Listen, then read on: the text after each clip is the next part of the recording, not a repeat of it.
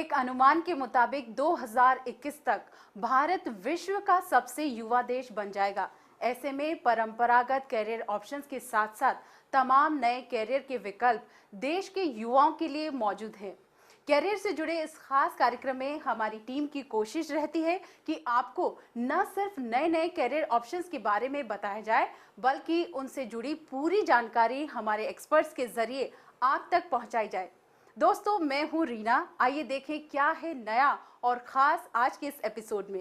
देखेंगे IT industry में रोजगार के अवसर, समझेंगे अंग्रेजी बोलने का महत्व, मिलेंगे कैरियर एक्सपर्ट से, विस्तार से जानेंगे एम्प्लॉयमेंट न्यूज। भारत सरकार की कोशिश रहती है कि बेरोजगार युवाओं को नौकरियां मिले। ऐसे में स्किलिंग के जरिए बेरोजगारी की समस्या से निजात पाने की कोशिश बड़े पैमाने पर की जा रही है। आप भी सर्टिफिकेट कोर्स करके स्किल्ड हो सकते हैं और अपने कैरियर की शुरुआत कर सकते हैं। ऐसे ही स्किल्ड कोर्स के बारे में देखते हैं इस सेगमेंट में, जिसका नाम है कैरियर दर्पण।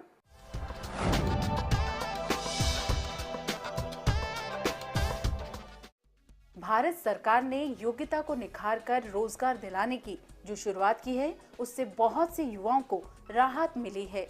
देश भर से युवक आगे बढ़कर आ रहे हैं, अपने हुनर में सर्टिफिकेट कोर्स पूरा कर नौकरी पा रहे हैं। ये सर्टिफिकेट कोर्स विभिन्न प्रकार के स्किल्स में दिया जाता है। इन्हीं में से एक स्किल है सोइंग मशीन ऑपरेटर यानी SMO। इस कोर्स में 1 महीने की ट्रेनिंग कराई जाती है। ट्रेनिंग के दौरान सिलाई सिखाई जाती है। इतना ही नहीं, विद्यार्थियों को सोइंग मशीन की पूरी जानकारी दी जाती है। मैंने कई जगह नौकरी की, मगर मैं टिक के नहीं कर पाया।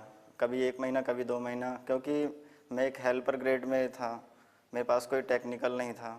मैं कहीं करता, मेरी बार बार जॉब छूट जाती थी, तो मुझे प्रॉब्लम आती थी। तो मैंने प्रॉब्लम का सॉल्यूशन देखा, कोर्स करके टेक्निकल हो जाएगा मेरे पास, फिर मुझे जॉब के लिए बार बार भटकना नहीं पड़ेगा। मैं इसको, और मुझे इसमें फ्यूचर भी दिख रहा है। ट्रेनी है, उसको सिखाते हैं कि एक तो मशीन को चलाते कैसे हैं, बेसिक सिलाइयाँ, आपने कफ बना रहे हो, कॉलर बना रहे हो, तो उसकी बेसिक सिलाइयाँ होती हैं, उसकी टेक्निक्स, उनको टेक्निकली समझाया जाता है कि मशीन को कैसे हैंडल करते हैं, मेंटेन भी कैसे करते हैं। बेसिक मेंटेनेंस मशीन की सिखाई जाती है और उस दौरान उनको कुछ बेसिक एक्सरसाइजेस देते हैं। उन एक्सरसाइजेस से ये जो ट्रेनी होता है उसको पता चलता है कि कैसे क्या क्या काम करने हैं, किस सीक्वेंस में करना है। और ट्रेनिंग के 1 महीने, तकरीबन लगभग 1 महीने की ट्रेनिंग होती है। उस 1 महीने के ट्रेनिंग के एंड में उन्हें एक टेस्ट दिया जाता है जिसमें उनकी कुशलता हम जांचते हैं। और जब वो एक सर्टेन लेवल पे, मतलब एक स्पीड से काम कर सकते हैं, एक क्वालिटी से काम कर सकते हैं, तो उनको कंपनी में, इंडस्ट्री के अंदर प्लेस कर देते हैं। रेडीमेड गारमेंट्स की इंडस्ट्री भारत में दूसरे स्थान पर है, जो देश की GDP में अच्छा योगदान दे रही है। इससे ये साफ जाहिर होता है कि आज के वक्त में सोइंग मशीन ऑपरेटर की इंडस्ट्री में कितनी जरूरत है। अपैरल और टेक्सटाइल इंडस्ट्री हिंदुस्तान में एग्रीकल्चर के बाद सबसे बड़ी इंडस्ट्री है और इस इंडस्ट्री में करंटली अभी कम से कम 2 से 3 करोड़ लोग डायरेक्टली इनडायरेक्टली काम कर रहे हैं। ये इंडस्ट्री एक्सपोर्ट लेड भी है और डोमेस्टिक भी है और आने वाले समय में, क्योंकि ये बड़ी लेबर इंटेंसिव इंडस्ट्री है, इसमें कामगारों की बड़ी ज़रूरत है, तो जो लोग अभी इस इंडस्ट्री में ज्वाइन कर रहे हैं उनके लिए बहुत सारी अपॉर्चुनिटीज़ हैं। जैसे जो भी सिखाया जाता है, इनको बेसिक सुइंग मशीन, एक सिलाई की मशीन पे काम करना सिखाया जाता है। वो करीबन 1 से 1.5 महीने में सीख जाते हैं और एक एंट्री लेवल पे कंपनी में इनको आराम से नौकरी मिल जाती है। और जैसे आपकी कुशलता आगे बढ़ती है, आपको एक्सपीरियंस मिलता है, तो इंडस्ट्री के अंदर लोग सीनियर टेलर बन जाते हैं। फिर उनमें से कुछ जिनमें ज़्यादा अच्छी काबिलियत है वो सुपरवाइज़र, लाइन सुपरवाइज़र बन जाते हैं। SMO का ये कोर्स कोई भी आसानी से कर सकता है। इसके लिए आपको बस 5वीं पास होना जरूरी है। अगर आप घर में रहने वाली हाउसवाइफ हैं, तो भी इस स्किल में अपने भविष्य की शुरुआत कर सकते हैं। इस सर्टिफिकेट कोर्स की कीमत भी ज्यादा नहीं है और कोर्स के बाद नौकरी की संभावनाएं भी बढ़ जाती है। ये इंडस्ट्रियल सोइंग मशीन होती है, जिस समय गारमेंट हाउस होते हैं जहाँ 1000 मशीन, 2000 मशीन लगी होती हैं और फॉरेन कंट्री के काम होते हैं। तो जो इनका ऑर्डर होता है वहाँ पे असेंबली सिस्टम में काम होता है, पार्ट वाइज, कि आपने ये करना है, आपने ये करना है, आपने बेसिक शर्ट बनाना है, तो एक ऑपरेटर नहीं बनाएगा, इसमें कम से कम 40 ऑपरेटर होंगे। स्टार्ट पीछे से होगा और एंड में फिनिश हो जाएगा। इस कोर्स के बाद एंटरप्रेन्योरशिप यानी खुद का व्यापार शुरू करने की पहल भी की जा सकती है। अच्छा इंडस्ट्री एक्सपीरियंस प्राप्त करने के बाद आप खुद का बिजनेस शुरू कर सकते हैं, यानी ये स्किल आपको कम पूंजी में भी सफल बना सकता है। एंटरप्रेन्योरशिप इस इंडस्ट्री में बहुत अच्छी अपॉर्चुनिटी है। आप जैसे देखिए, आप एक छोटा सा 20 या 25 लोगों का कारखाना शुरू कर सकते हैं जो सिलाई कर सकता है। जैसे शर्ट बना रहे हो आप, ड्रेस बना रहे हो, तो बड़ी पूरे हिंदुस्तान में इतनी रिक्वायरमेंट है कि जिस पर्सन में थोड़ी काबिलियत है, एंटरप्रेन्योरशिप का थोड़ा बेंट ऑफ माइंड है, उनको उसमें रुचि है, वो अपना छोटी सी पूंजी में, इसमें ज़्यादा पूंजी नहीं लगती, आप अगर सीख सकते हैं, मेहनत कर सकते हैं और काबिलियत है, तो इसमें एंटरप्रेन्योरशिप की बहुत अपॉर्चुनिटीज़ हैं। और अगर आप देखोगे आज जो उद्योग बने हैं गारमेंट इंडस्ट्री के, वो इन्हीं छोटे छोटे कारखानों से बनकर ही बने हैं, जो अगले जिनमें जहां आप सैकड़ों लोगों को रोजगार मिलता है। आप जिस सुनहरे कल की कल्पना करते हैं वो अब पूरा हो सकता है। भारत सरकार की इस पहल से आप भी अपना भविष्य मजबूत बना पाएंगे। अंग्रेजी बोलना आजकल बहुत ही महत्वपूर्ण हो गया है। बिना अंग्रेजी बोले किसी कंपनी का इंटरव्यू पास करने में कठिनाई आती है। इसीलिए जरूरी है कि आप अंग्रेजी पर अच्छी पकड़ रखें। कैसे करें खुद से इंग्लिश बोलने का अभ्यास, देखेंगे कैरियर मंत्रा में।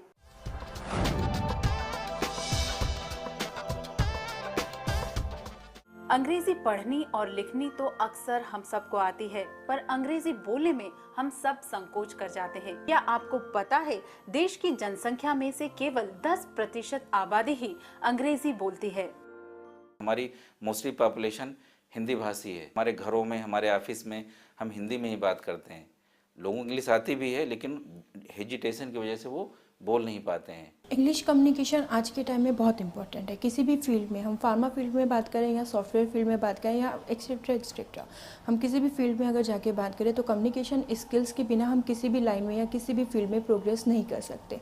विदाउट स्किल्स हमें कोई भी ग्रोथ नहीं दे सकता किसी भी फील्ड में। इंग्लिश आज के दिन में सबसे इम्पॉर्टेंट डिमांड में है, क्योंकि बिना इंग्लिश के नॉलेज का किसी को आज के दिन में करियर ब्रेक तो पर्टिकुलरली नहीं मिलेगा, और पर्सनल और इंटरप्रेन्योर ग्रोथ के लिए भी इंग्लिश की रिक्वायरमेंट बहुत ज़्यादा है। हम लोग ग्लोबल मार्केट के मेंबर्स हैं, सो जो भी हम काम करते हैं वो ग्लोबली रिलेटेड होता है। तो ग्लोबली रिलेशन में क्या होता है कि लैंग्वेज प्रॉब्लम आती है, एंड इंग्लिश एक ऐसा लैंग्वेज है जो हर कोई बोलता है, समझता है। ग्लोबलाइजेशन के इस युग में अंग्रेजी भाषा का वर्चस्व पूरी दुनिया पर है। खासकर युवाओं के करियर में इसकी अहम भूमिका है। किसी भी कंपनी में नौकरी पाने के लिए आपको personal interview, basic English test आदि देने की जरूरत पड़ती है। अंग्रेजी के इस्तेमाल से आप अपने व्यक्तित्व को और भी निखार सकते हैं और करियर में सफलता पा सकते हैं। पर्टिकुलर यूथ्स के लिए इंग्लिश की सबसे ज़्यादा महत्ता है, जो जॉब सीकर्स हैं, जो बिज़नेस करने वाले हैं, क्योंकि आज के दिन में हम ग्लोबल मार्केट के मेंबर हैं। तो ग्लोबल मार्केट में हमारा लैंग्वेज का बैरियर्स बहुत ज़्यादा आता है, और इंग्लिश ही एक ऐसा लैंग्वेज है जिसको हर कोई बोल और समझ लेता है। इतने ज़्यादा कॉम्पिटिशन्स आ चुके हैं कि उस लाइन में अपना सेक्टर, अपना लाइन, अपना फ्यूचर ग्रोथ करने के लिए हमें इंग्लिश कम्युनिकेशन बहुत ज़रूरी है। हम अगर फॉरेन कंट्रीज़ की बात करें तो आज के टाइम में हमें बहुत ही अपॉर्चुनिटी मिलती है बाहर वर्किंग के लिए, लेकिन उसके लिए भी हमें बहुत से एग्ज़ाम्स क्लियर करने पड़ते हैं, लाइक टोफेल हो गया या आइल्स हो गया। वो बहुत इंग्लिश टफ कंपटीशन होता है, उसके लिए बहुत हार्ड कम्युनिकेशन स्किल्स अपने अच्छे होने चाहिए। इंटरव्यूज़ में जो भी होते हैं इंटरव्यूअर, जो एम्प्लॉयर होते हैं, वो आपके कम्युनिकेशन लेवल को चेक करते हैं, और आज के दिन में जो कम्युनिकेशन लेवल है वो सबसे ज़रूरी लेवल है, वो इंग्लिश की फ्लुएंसी है। आपको कहीं भी क्लाइंट से डील करना है, मार्केट में डील करना है, बिजनेसमैन से डील करना है, आपको कम्युनिकेट करने के लिए इंग्लिश की ज़रूरत होती है। पर्सनालिटी डेवलपमेंट करने के साथ ही अंग्रेजी से जुड़े तमाम ऐसे रोजगार हैं जो इंग्लिश स्पीकिंग से आपको अच्छी नौकरी प्रदान कर सकते हैं। जैसे आप गाइड बन सकते हैं, इंटरनेशनल बीपीओ में जॉब कर सकते हैं, टूरिज्म इंडस्ट्री में भी आप नौकरी कर सकते हैं। आज के दौर में इंग्लिश अगर देखा जाए तो ये एक बहुत मेजर एम्प्लॉयमेंट टूल भी साबित हो रहा है। अगर आप इंग्लिश में महारत रखते हैं या एवरेज लेवल से थोड़ा सा ऊपर अगर आप अंग्रेजी में बोल सकते हैं, लिख सकते हैं, कम्युनिकेट कर सकते हैं, तो आप फॉरेन एम्बेसीज़ में, गवर्नमेंट की जो दूसरी एजेंसीज होती हैं, मिनिस्ट्री ऑफ एक्सटर्नल अफेयर्स में आपको इंटरप्रेटर का काम मिल सकता है, ट्रांसलेटर का काम मिल सकता है। उसके अलावा आप अपना कोई काम करना चाहते हैं तो आप फ्रीलांसर, एक गाइड के रूप में भी काम कर सकते हैं, जो कि टूर एंड ट्रेवल बिजनेस में इसकी बहुत ज़्यादा ज़रूरत होती है। उसके अलावा आप अपना ट्यूटोरियल भी चला सकते हैं। औरों को फराटेदार इंग्लिश बोलता देख आपका भी मन करता होगा कि हम भी फ्लुएंट इंग्लिश बोलें। आप भी अंग्रेजी बोलने में एक्सपर्ट हो सकते हैं। बस आपको जरूरत है स्वयं अभ्यास करने की। विलिंगनेस टू लर्न एक एसेंशियल एट्रीब्यूट है, वो आपके अंदर होना चाहिए। उसके लिए आप अपने लेवल से शुरू कर सकते हैं, जैसे कि आप इंग्लिश न्यूज़ सुनने की आदत डालें। उससे आपको जो अंग्रेजी की टर्मिनोलॉजीज़ हैं, जो वोकेबलरी है, वो सुनने की आदत पड़ेगी, तो आपकी जान पहचान बढ़ेगी इंग्लिश से। इंग्लिश न्यूज़पेपर और मैगजीन्स पढ़ने की आप आदत डालें। जहाँ लोग अंग्रेजी बोलते हैं उस ग्रुप का हिस्सा बने। जितना ज़्यादा हम अपने डेली के रूटीन में इंग्लिश यूज़ करेंगे उतना ज़्यादा हम बेटर कर सकते हैं। प्रॉपर लाइंस लिख के या किसी टेंस को लिख के हम नहीं सीख सकते। जितना ज़्यादा हम अपने वर्किंग शेड्यूल में इंग्लिश यूज़ करेंगे उतना अच्छा हम उसमें प्रोग्रेस करेंगे। ग्लोबलाइजेशन के चलते देश में अंग्रेजी आम बोलचाल में शुमार हुई है। इंग्लिश स्पीकिंग आज के टाइम में सबकी जरूरत बन गई है। इसीलिए अंग्रेजी सीखने और बोलने का अभ्यास करके आत्मविश्वास को बढ़ाया जा सकता है, जो कि किसी भी करियर में सफलता पाने में अहम भूमिका अदा करता है। करियर के विकल्प और भी हैं, जानेंगे, लेकिन इससे पहले लेते हैं एक छोटा सा break.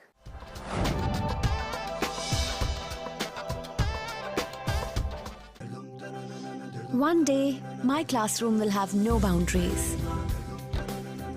One day, I will soar on the wings of global knowledge. One day, I will be surrounded by ideas from across the world. One day, I will make our world a better place. One day, I will be at Sharda University. The world is here at Sharda University. Where are you?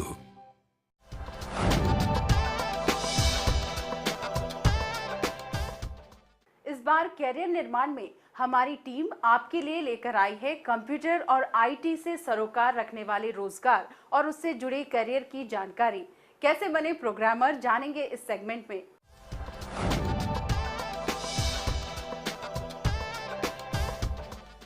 Engineering के क्षेत्र में career कई trade में बनाया जा सकता है। इसी में से एक है कंप्यूटर साइंस और आईटी का फील्ड।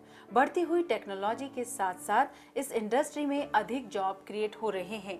इतना ही नहीं, आज के वक्त में सीएस और आईटी इंजीनियर्स की डिमांड भी सबसे अधिक है।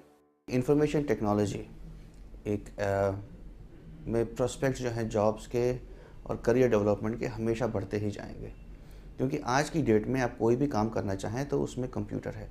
चाहे कि वो छोटा सा छोटा एक फ़ोन क्यों ना हो, या कोई भी अपने घर में कोई भी आप आज इक्विपमेंट ख़रीदते हैं, चाहे वो एक डीवीडी हो या एक कंप्यूटर हो, या हर चीज़ के अंदर कंप्यूटर फिट है। CSC IT basically computer science information technology होती है, और इसमें बच्चे कंप्यूटर साइंस के बारे में इन डेप्थ नॉलेज गेन करते हैं। इसके बारे में स्टडी करते हैं कि व्हाट इज़ कंप्यूटर साइंस क्या है, इसके डिफरेंट फील्ड्स क्या हैं। डिफरेंट फील्ड्स मीन्स नेटवर्किंग है, हार्डवेयर है, या फिर चिप प्रोग्रामिंग है। ये सब कंप्यूटर साइंस के अंदर आता है। कंप्यूटर साइंस और आईटी के कोर्सेज में विद्यार्थियों को कंप्यूटर हार्डवेयर और सॉफ्टवेयर की पढ़ाई कराई जाती है। तेजी से डेवलप होती आईटी फील्ड के लिए उनको कंप्यूटर लैंग्वेजेस जैसे C++, जावा, ओरेकल सिखाई जाती है और कंप्यूटर हार्डवेयर के बारे में भी बताया जाता है। कंप्यूटर साइंस के अंदर फिर अलग अलग स्ट्रीम्स होती हैं कि नेटवर्किंग होती है, सॉफ्टवेयर होता है और चिप प्रोग्रामिंग होती है। नेटवर्किंग के अंदर जो भी नेटवर्किंग होती है जिसमें टेली कम्युनिकेशन आ जाता है कि आप नेटवर्क कैसे सेटअप करते हो। सॉफ्टवेयर्स के अंदर आप प्रोग्राम्स बनाते हो, वेब बेस्ड प्रोग्राम्स बनाते हो, विंडोज बेस्ड प्रोग्राम बनाते हो डिफरेंट लैंग्वेजेस के अंदर। जैसे स्टार्टिंग में बेसिक में होता है C++, विजुअल बेसिक, और अभी जैसे .NET अभी मार्केट में बूम पे है, Java. These are the software languages and the chip programming, जिसके अंदर आप एक प्रोग्राम बनाते हो बेसिकली कुछ रोल लैंग्वेज मशीन लैंग्वेज में, और उसको चिप में इंटीग्रेट करते हो। ये क्षेत्र पूरी तरह से प्रोग्रामिंग पर निर्भर करता है। कोर्स की पढ़ाई के दौरान आपको अनेक प्रकार की प्रोग्रामिंग के बारे में पढ़ाया जाता है। इनमें मास्टर बनकर आप अच्छा कैरियर बना सकते हैं। प्रोग्रामिंग कई टाइप की है। जो इंफॉर्मेशन टेक्नोलॉजी का जो करियर है उसमें जो हम बात करते हैं, एक प्रोग्रामिंग का जो करियर के बारे में हम बात करते हैं, तो प्रोग्रामिंग कई तरीके की होती है। एक हो गई आपकी डिवाइस प्रोग्रामिंग हो गई, एप्लीकेशन डेवलपमेंट हो गया, वेब प्रोग्रामिंग हो गई, और जो हर चीज़ में प्रोग्रामिंग का इस्तेमाल है। सो प्रोग्रामिंग का जो स्कोप है वो हमेशा बढ़ता ही जाएगा, कम नहीं होगा। CSIT के प्रोफेशनल्स की अभी मार्केट में बहुत ज़्यादा डिमांड है। जैसे कि आप देख रहे हैं कि हर सॉफ्टवेयर सॉफ्टवेयर कंपनी और government industries, even e-commerce applications सभी मोबाइल डिवाइसेस पर जा रही हैं। तो अभी CSE की जो भी डिमांड है मोबाइल की तरफ ज़्यादा हो रही है। और कम्युनिकेशन, सॉफ्ट कम्युनिकेशन जिसे हम बोलते हैं, rather than hard communication, means कि आप मेलिंग सिस्टम, आप किसी को कोरियर करते हो, वो कम है, और सॉफ्ट कम्युनिकेशन, ईमेलिंग सिस्टम वो ज़्यादा है मार्केट में। और उसके भी बजाय आप सोशल नेटवर्किंग साइट्स जो हैं जैसे कि फेसबुक है, ट्विटर है, इसकी डिमांड है वो बहुत ज़्यादा है मार्केट में। किसी कॉलेज से बीटेक की पढ़ाई करने के बाद आप IT के क्षेत्र में अच्छी शुरुआत कर सकते हैं, लेकिन आप अच्छे प्रोग्रामर बनेंगे इस बात की गारंटी नहीं है। एक अच्छा प्रोग्रामर बनने के लिए आप में कुछ गुण होना बेहद जरूरी है। जब भी अपने करियर का आप चयन करते हैं, आप करियर को उस बारे में डिसाइड करते हैं, तो आप ये हम ना सोच के डिसाइड करें कि किस में आपको ज़्यादा पैसा मिलने वाला है, पर इस चीज़ को मान के चले कि किस चीज़ में आपका इंटरेस्ट है। क्योंकि इस काम को आपने दिन में 8 से 10 घंटे करना है, और अगले कितने साल, 20-25 साल आपने कम से कम इसमें काम करना है। तो इसको मान के चलें। एक प्रोग्रामर बनने के लिए सबसे इम्पॉर्टेंट जो स्किल चाहिए वो है एनालिटिकल माइंड, कि आप चीज़ों को, सिचुएशन को एनालाइज कर सकें, और प्रॉब्लम सॉल्विंग स्किल चाहिए कि कोई एक प्रॉब्लम आपको दी जाती है तो उसका बेस्ट सोल्यूशन आप फाइंड कैसे कर सकते हैं, और उसको ही आपको फिर एक कंप्यूटर लैंग्वेज में ट्रांसलेट करना होता है। सेकेंड चीज़ ये आप मान के चलें कि आपको एक जगह के ऊपर बैठ के 8 से 10 घंटे आप एक जगह बैठ सकते हैं या नहीं, क्योंकि कई ऐसे लोग होते हैं जिनको कुर्सी के साथ कंप्यूटर पे बैठना बहुत मुश्किल होता है। तो अगर आप ये सोचते हैं कि आप एक जगह बैठ के काम नहीं कर सकते हैं, तो आप कंप्यूटर प्रोग्रामिंग का काम नहीं कर सकते हैं। अगर आप में ये सब क्वालिटीज हैं, तो आप भी इस क्षेत्र में अपने भविष्य की शुरुआत कर सकते हैं। अब वक्त हो चला है कैरियर काउंसलर से मिलने का। इस हफ्ते हमारे कैरियर एक्सपर्ट्स आपको बताएंगे क्यों जरूरी है जनरल स्टडीज की तैयारी करना। सामान्य अध्ययन तकरीबन हर परीक्षा में पूछे जाने वाला विषय है। कैसे करें इसकी तैयारी, आइए जानते हैं काउंसलर से।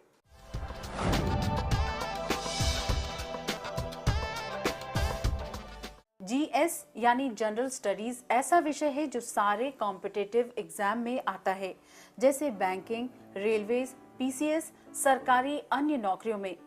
GS का ये पेपर MCQ पर आधारित होता है। इस पेपर के बारे में अधिक जानेंगे हमारे कैरियर एक्सपर्ट से।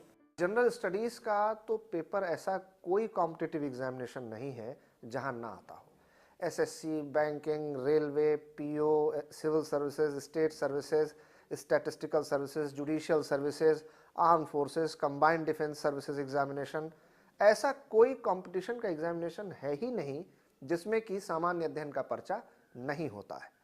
अब हर प्रश्न की प्रकृति अलग होती है, हर परीक्षा का स्तर अलग अलग होता है, कठिनाइयों का स्तर अलग अलग होता है, लेवल ऑफ डिफिकल्टी जो होते हैं एग्जामिनेशन में वो अलग अलग होते हैं। कि आप अपने नोट्स खुद तैयार करें, और हर एरियाज़ में कुछ महत्वपूर्ण किताबें हैं जिन्हें ज़रूर पढ़ना चाहिए। जब NCERT का आप क्लास नोट्स तैयार कर लें, जब आप NCERT की सारी किताबें पढ़ लें, उसके बाद आप शुरू करें भारतीय संविधान और भारतीय संसद पर डॉक्टर D.D. बसु और सुभाष कश्यप की किताब पढ़ें। इसके अलावा इंडियन इकोनॉमिक्स, भारतीय अर्थशास्त्र पर आप दत्त और सुंदरम या उमा कपिला की एक किताब आती है, उसको ज़रूर देखें।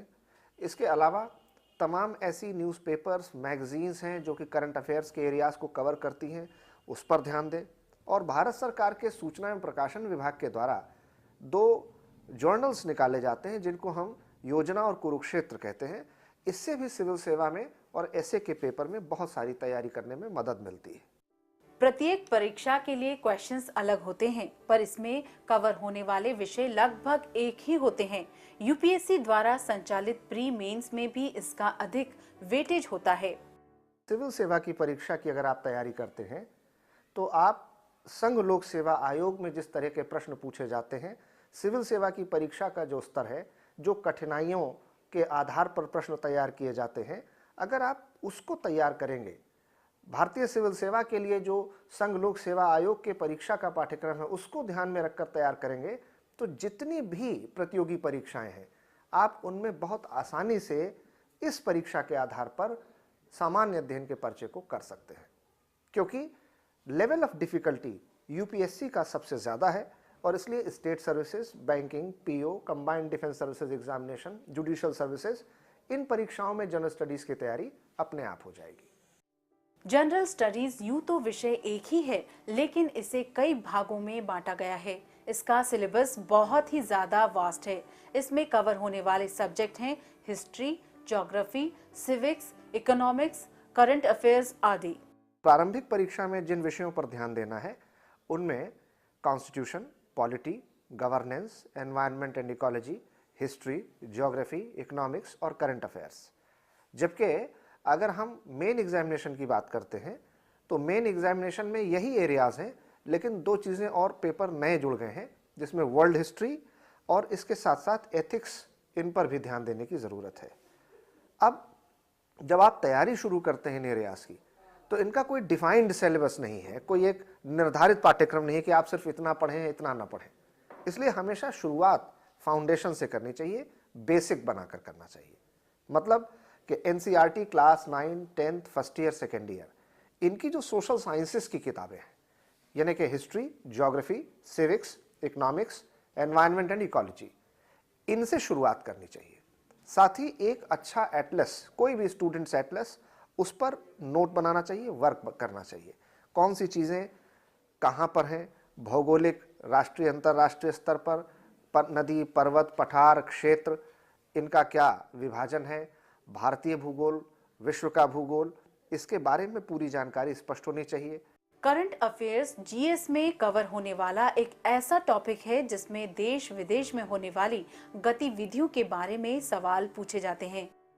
करंट अफेयर्स में आप अपने समाज, अर्थव्यवस्था, राजनीति, विज्ञान, शासन, प्रशासन, राष्ट्रीय अंतर्राष्ट्रीय स्तर पर जो भी बदलाव हो रहा है, जो भी नया घट रहा है, वो क्यों हो रहा है, उसके कारण क्या हैं, उसका विश्लेषण करने की आवश्यकता है और उसकी अवधारणा को समझने की ज़रूरत है।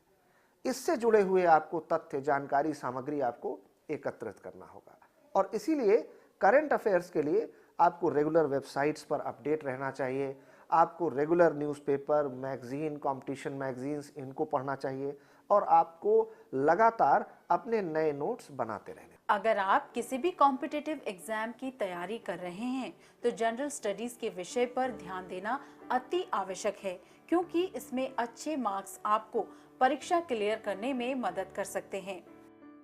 मिलते हैं एक ब्रेक के बाद।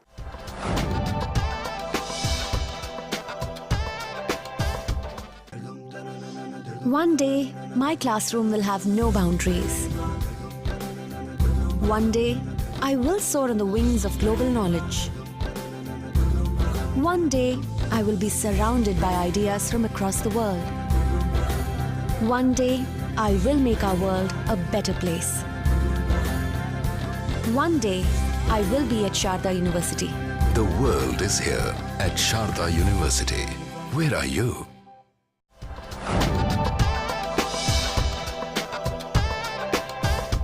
हर बार की तरह हम आपके लिए लेकर आए हैं देश भर से चुनकर रोजगार समाचार। इन कंपनियों में आवेदन करके आप एक अच्छी नौकरी पा सकते हैं और अपने सपनों को साकार कर सकते हैं। तो देर किस बात की, आइए देखते हैं एम्प्लॉयमेंट न्यूज़।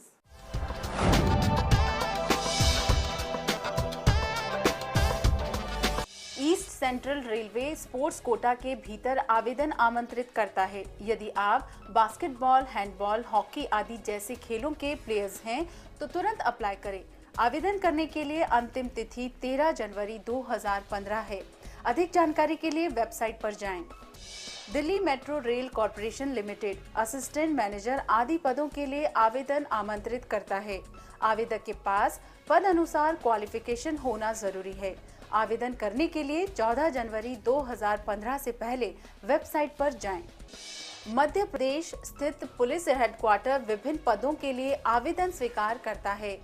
आपके पास पद अनुसार डिग्री होना जरूरी है। अधिक जानकारी या ऑनलाइन अप्लाई करने के लिए 14 जनवरी 2015 से पहले दी गई वेबसाइट पर जाएं। MESCOM यानी Mangalore electricity supply company limited में विभिन्न पदों के तहत रिक्तियां हैं। असिस्टेंट लाइनमैन के पद के लिए आवेदन करने हेतु आपके पास इलेक्ट्रिशियन के ट्रेड में सर्टिफिकेट कोर्स होना अनिवार्य है। अधिक जानकारी के लिए 14 जनवरी 2015 से पहले दी गई वेबसाइट पर जाएं। West Bengal state electricity distribution company limited यानी WBSEDCL assistant engineer assistant manager के पद के लिए आवेदन स्वीकार करता है। आवेदन करने के लिए अंतिम तिथि 9 जनवरी 2015 है। अधिक जानकारी के लिए इसकी वेबसाइट पर जाएं। मित्रों, हर हफ्ते आपके ईमेल्स का हमें बेसब्री से रहता है इंतजार, इसलिए हमें ईमेल्स करते रहिए। हमारा ईमेल आईडी है bckdnews@gmail.com। आप हमें हमारे फेसबुक पेज पर भी फॉलो कर सकते हैं। एपिसोड को दोबारा देखने के लिए आप हमारे यूट्यूब पेज पर भी जाकर सब्सक्राइब कर सकते हैं। आज के कार्यक्रम में बस इतना ही। अगले हफ्ते नए कैरियर ऑप्शंस के साथ फिर होगी मुलाकात। तब तक के लिए हमें दीजिए इजाजत। नमस्कार।